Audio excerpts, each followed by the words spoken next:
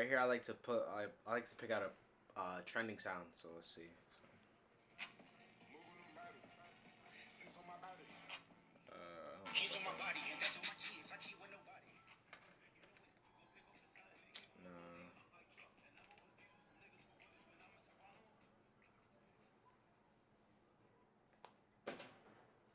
I think the sound should really match like the thing that you're promoting, and usually like if you're doing a drop shipping thing or whatever, it's really good to oh